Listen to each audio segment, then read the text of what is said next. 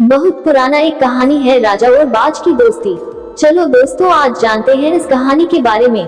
क्या है आगे। गर्मियों का मौसम था। राजा अपने सैनिकों के साथ जंगल में शिकार के लिए निकला पड़ा। राजा के साथ एक पालतू बाज पक्षी था। राजा के कंधे पर बैठा रहता था। वह एक पालतू और वफादार बाज था। शिकार करने के दौरान जंगल के बीच बीच में राजा का इशारा पाकर वह आसमान में उड़ जाता और आसपास यदि कोई शिकार नजर आता तो उस पर झपट्टा मारकर राजा को सूचना दे देता।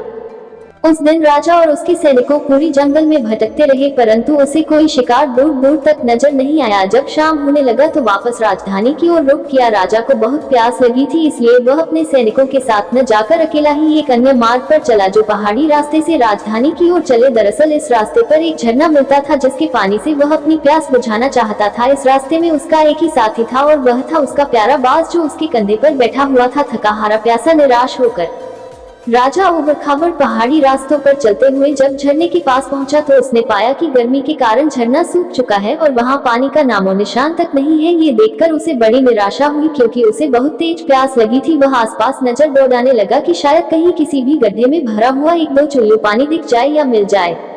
अचानक उसे एक जगह पर नजर गई जो जमीन कुछ गीली सी दिखाई दी। राजा वहां पहुंचा तो उसने देखा कि ऊपर चट्टान की एक दरार से धीरे धीरे एक एक बूंद पानी टपक रहा था। राजा समझ गया कि चट्टान के ऊपर जरूर कहीं किसी गड्ढे में पानी भरा है जो रुक रुक कर आ रहा है, किंतु चट्टान के ऊपर तक चढ़ने की ताकत उसके शरीर में नहीं बची थी।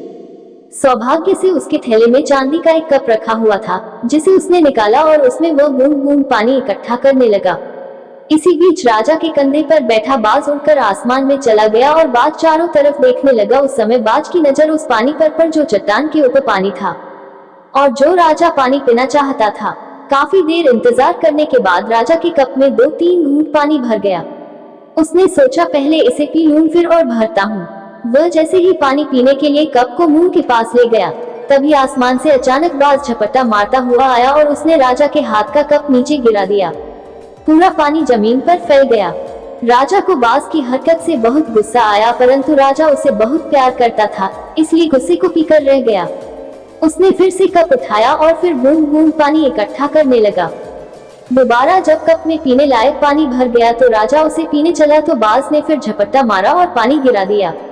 अब तो राजा को बहुत ज्यादा गुस्सा आया और वह बाज को भला बुरा कहने लगा और डांटने लगा। और राजा बाज को कहने लगा कि तुम्हें इसी दिन के लिए पाला था, जानवर तो जानवर होते हैं, क्या तुम मुझे मारना चाहते हो। बाज की इस हरकत को समझ नहीं पा रहे थे। राजा बाज उड़कर थोड़ी दूर चट्टान पर जाकर बैठा और सोचने लगा कि मैं राजा को समझा पाता अगर मैं पक्षी ना होकर अगर मैं इंसान होता तो, किंतु तीसरी बार भी यही हुआ। जैसे ही राजा ने बड़ी मुश्किल से भरे हुए कप को पीने के लिए मुंह की ओर बढ़ाया, बाज ने फिर से झपट्टा मारकर उसे गिरा देता है। अब तो राजा का क्रोध और भी ज्यादा हो गया। अब की बार उसने एक हाथ में तलवार निकाल ली और दूसरे हाथ से कप में पानी भरने लगा। बाज दूर बैठा ये सब देख रहा था। बाज सोचने लगा कि राजा का जान बचा सकते राजा के लिए मुझे कुर्बानी देना पड़ेगा। जैसे ही राजा ने भरे हुए कप को मुंह की ओर बढ़ाया, बाज फिर से आया और कप को गिरा दिया, किंतु इस बार राजा तैयार था।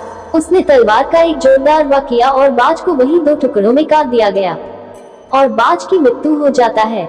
बाज तो मर गया, लेकिन इस बीच कप भी राजा के हाथ से गिर गया और 2 चट्टानों के बीच जाकर अटक गया और उसे निकालना राजा के लिए संभव नहीं था। राजा ने बोला पानी तो आज मैं पीकर ही रहूंगा। राजा ने सोचा लिया कि वह चट्टान के ऊपर चढ़ने की कोशिश करने लगा ताकि उसी गड्ढे से पानी पी सके जहां से पानी टपक रहा था।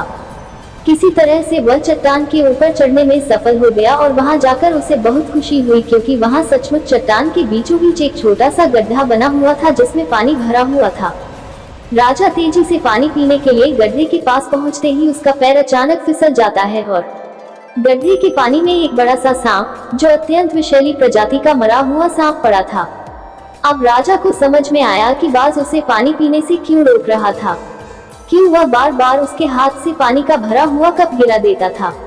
वो तो मेरी जान बचाना चाहता था, किंतु मैंने उसके साथ क्या किया, अपना जीवन बचाने वाले की जान ले ली।